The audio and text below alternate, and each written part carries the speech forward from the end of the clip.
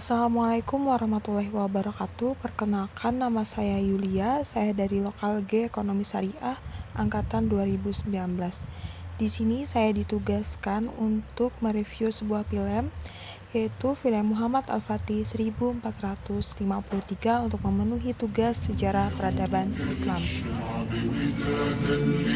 Sultan Al-Fatih merupakan sosok pemimpin tangguh yang dari kecil dikenal sebagai seorang yang pintar dan cerdas.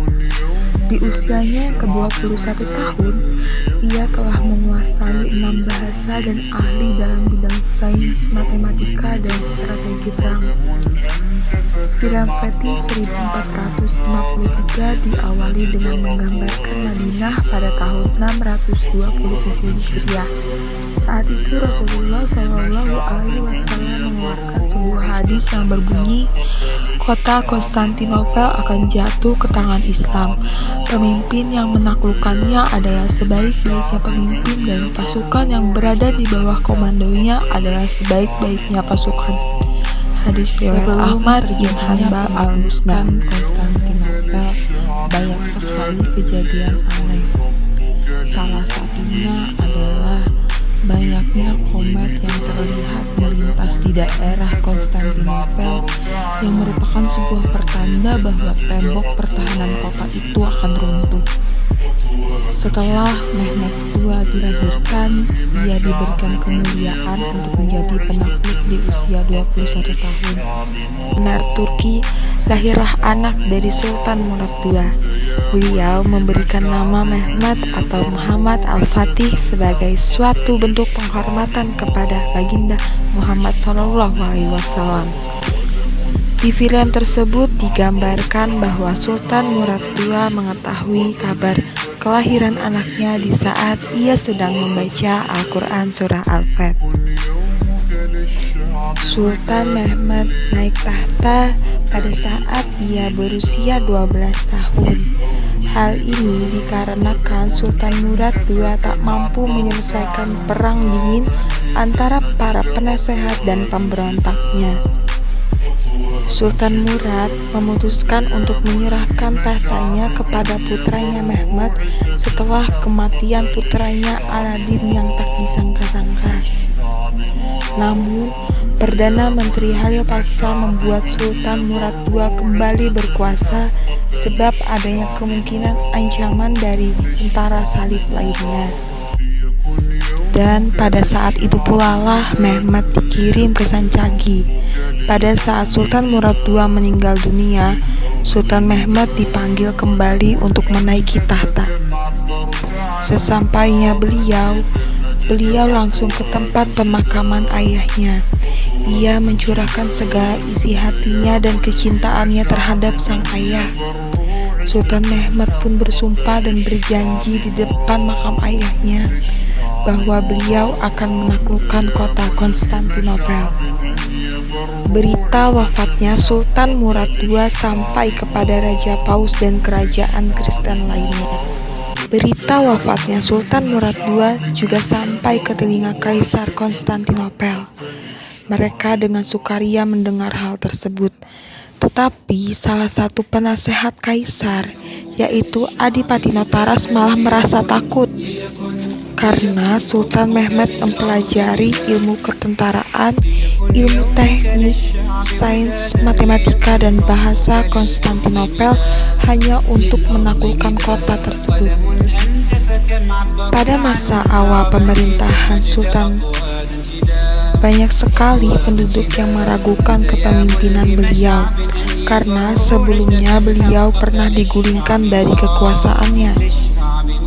Hal ini pun tentu memberi kabar gembira kepada para pemberontak untuk menggulingkan kerajaan Utsmaniyah dan menghabisi Bani Utsman.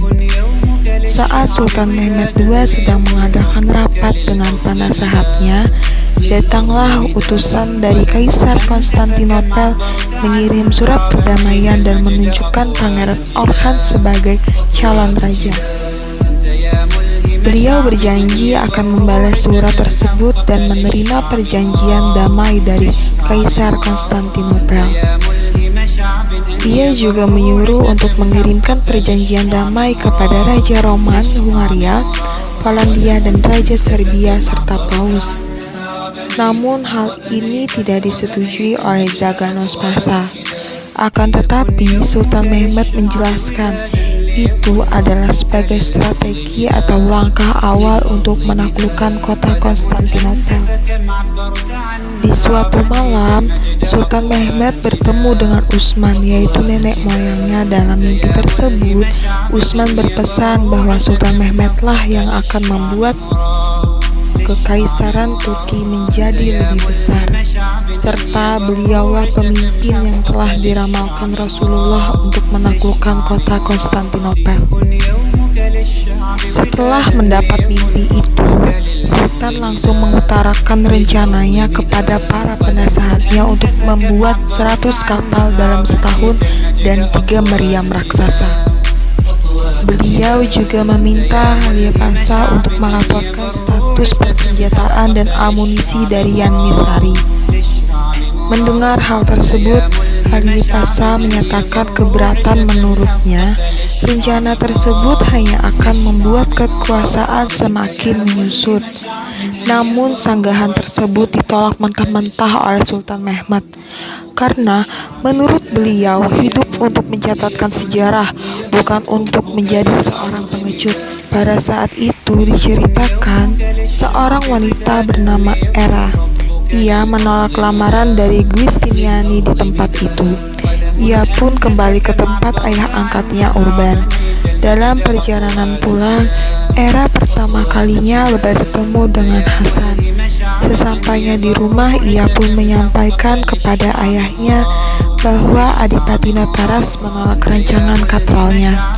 Tetapi Adipati Nataras menginginkan Urban untuk membuat meriam untuknya, namun Urban menolaknya. Dikisahkan Hasan bertemu dengan seorang pelayan istana Kaisar Konstantinopel. Pelayan istana memberitahukan pada Hasan bahwa malam nanti akan ada acara makan malam di istana Konstantinopel yang dihadiri oleh Pangeran Orhan. Dalam acara tersebut, Kaisar Konstantinopel membahas tentang cara untuk membantu Karamanoglu Ibrahim yang sedang dalam persiapan perang melawan pasukan Sultan Mehmed. Pembicaraan tersebut didengar oleh pelayan istana, teman Hasan. Akibatnya Karamanoglu Ibrahim menyerah sebelum terjadinya peperangan. Karena surat dukungan yang dikirim oleh Orhan kepadanya berhasil direbut oleh Hasan. Di dalam surat tersebut juga tertulis Halia Pasha mendukung Ibrahim. Sultan Mehmed ingin melepas pengaruh Halia Pasha dari pengaruh tentaranya, yang sekarang posisinya tersudut karena surat tersebut. Dalam perjalanan pulang, beberapa tentara ditanya kesetiaannya, meski mereka bukan musuh. Namun, Sultan Mehmed memanfaatkan peluang ini dengan dalih menghukum pasukan yang lalai dengan tugasnya. Pada tahun 1452 Masehi, Sultan Mehmed mulai membangun benteng di Bogaskesan. Ia mencegat semua bantuan yang datang dari Laut Hitam untuk Konstantinopel. Kabar mengenai pembangunan benteng pun akhirnya diketahui oleh Kaisar Konstantinopel beserta kerajaan Kristen lainnya. Mereka pun berencana membentuk tentara yang tangguh untuk menggulingkan niat Sultan Mehmed. Namun, ketika itu kondisi Prancis dan Inggris saling berperang, dan Jerman sedang menghadapi konflik di negaranya. Kondisi mereka tertekan dan tidak ada pilihan lain kecuali menggabungkan gereja Ortodok terhadap Katolik. Kaisar Konstantinopel juga memerintahkan Adipati Nataras untuk menyuruh Urban membuat meriam besar, namun Urban menolak. Ia pun kemudian diancam dibunuh dan berhasil diselamatkan oleh Hasan. Sebagai tanda jasa, ia memenuhi permintaan untuk membuat meriam raksasa yang belum pernah ada di sepanjang sejarah. Pada tahun 1452, kapal dagang Genoa ditenggelamkan oleh pasukan Sultan Mehmed di Bogaskesan. Hal ini membuat Kaisar Genoa murka dan mengirim bantuan ke Konstantinopel yang dipimpin oleh Giustiniani dengan melewati laut yang dibantu oleh Paus untuk membantu melawan serangan dari tentara Sultan Mehmed. Setelah semua perlengkapan sudah siap, Sultan Mehmed mengatur pasukannya. Dia juga mengatur strategi perang termasuk dengan mengirimkan hadiah kepada Kaisar Hungaria. Sedangkan di pihak Kaisar Konstantinopel, mereka memasang rantai besi raksasa di bagian Golden Heart, yaitu tembok terlemah dari Konstantinopel, sehingga tidak memungkinkan untuk kapal-kapal lintas dan menyeberang tembok. Sebelum berangkat ke medan perang, Sultan Mehmed menulis surat untuk istrinya dan melaksanakan sholat serta meminta restu kepada istri dan anaknya. Para pasukan pun berangkat dengan Sultan Mehmed dan juga membawa meriam terbesar sepanjang sejarah. Pengepungan pertama yang dilakukan oleh Sultan Mehmed terjadi pada hari Jumat 6 April 1453 Masehi dengan membawa 250.000 prajurit. Sebelum melakukan penyerangan, Sultan Mehmed memberikan pilihan kepada Kaisar Konstantinopel, apakah mau menyerah atau perang. Kaisar Konstantinopel dengan angkuhnya memilih perang. Peperangan pun tidak dapat dihindarkan. Pada hari itu juga meriam basilika pertama kali digunakan dan membuat celah pada tembok Konstantinopel. Namun celah tersebut berhasil ditutup oleh pasukan Konstantinopel. Peperangan hari pertama dimenangkan oleh Konstantinopel. Setelah 5 hari penyerangan pertama, Sultan Mehmed memerintahkan kepada penggali Mustafa untuk membuat terowongan. Namun, hal tersebut diketahui oleh pasukan Konstantinopel. Setelah 12 hari penyerangan pertama, Sultan pun memanggil Hasan untuk melakukan serangan kedua. Pada malam hari, serangan ini juga gagal dan hampir membuat Hasan tewas dalam serangan tersebut. Di hari ke-40, ada 3 kapal bantuan untuk Konstantinopel yang berhasil melewati pertahanan pasukan Sultan Mehmed. Hal tersebut membuat Sultan Mehmed menjadi frustasi dan mengurung diri. Halil Pasha dan Ibrahim juga berencana ingin berkhianat dan kembali ke Edirne. Namun dia dikecam oleh Zaganos Pasha dan menyatakan bahwa Sultan Mehmed akan menghukum dan memenggal kepala mereka jika dia melaksanakan niatnya. Pasukan Sultan Mehmed juga merasa sangat frustasi dan sampai-sampai mereka menganggap bahwa Sultan Mehmed haus kekuasaan dan telah buta. Hasan datang dan marah kepada pasukannya yang mau berkhianat. Di tengah kefrustasian Sultan, datanglah gurunya Syekh Agung. Ia mengajak Sultan Mehmed untuk mengunjungi makam Abu Ayyub Al-Ansari radhiyallahu an yang terletak dekat dengan tembok Konstantinopel. Abu Ayyub pernah ikut serta dalam pengepungan Konstantinopel bersama pasukan Islam. Beliau tidak pernah meninggalkan tempat tersebut hingga akhir hayatnya. Kemudian ia berpesan kepada Sultan Mehmed agar tidak akan menyerah untuk perang kali ini. Karena apabila Sultan Mehmed tidak melakukan sekarang, beliau tidak akan pernah bisa melakukannya lagi. Setelah itu, Mehmed menemukan strategi yang sangat luar biasa. Pada malam hari, Sultan Mehmed memerintahkan pasukannya menyeret kapalnya melewat jalan darat ke Teluk Golden Heart.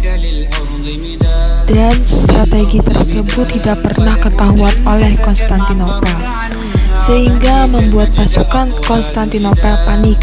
Sebelum melakukan serangan secara besar-besaran, pada malam harinya Mehmed berpidato memberi semangat kepada ribuan pasukannya yang tersisa.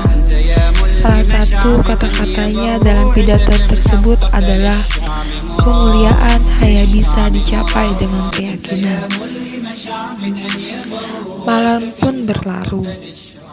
Tibalah pagi hari, di mana pasukan Sultan Mehmed akan menyerang Konstantinopel untuk yang terakhir kalinya. Pasukan Sultan Mehmed melakukan sholat duha berjamaah yang dipimpin sendiri oleh Sultan. Setelah itu, kepala penggali Mustafa akhirnya berhasil meledakkan tembok Konstantinopel dengan cara meledakkan diri lewat terowongan yang mereka buat. Akhirnya, tembok Konstantinopel berhasil diruntuhkan, sehingga pasukan Sultan Mehmed bebas menerobos masuk ke dalamnya. Dalam penyerangan yang terakhir, terlihat kisah heroik yang dilakukan oleh Hasan. Setelah pertarungan yang panjang, ia berhasil membunuh Ustiliani, tentara elit Romawi yang membantu Konstantinopel. Di sini juga terdapat adegan heroik Hasan yang berhasil mengibarkan bendera Utsmaniyah dengan anak panah di tubuhnya. Akhirnya, Hasan pun tewas setelah mengibarkan bendera itu, meninggalkan Era dan anaknya yang masih berada dalam kandungan. Sementara itu, Kaisar Konstantinopel dikisahkan gugur dalam peperangan dan peperangan pun dimenangkan oleh pasukan Sultan Mehmed. Kemudian pasukannya pun memasuki Konstantinopel. Para masyarakat yang melihat kedatangan Sultan Mehmed sedikit ketakutan, tapi di dalam Sultan Mehmed menenangkan mereka. Sultan Mehmed juga mengatakan bahwa mereka bebas memeluk kepercayaan masing-masing dan tidak akan mengganggu kepercayaan mereka, serta Sultan Mehmed akan menjamin keselamatan mereka. Sejak saat itulah wilayah Konstantinopel resmi diambil alih kembali oleh pasukan Muslim oleh Muhammad Al-Fatih.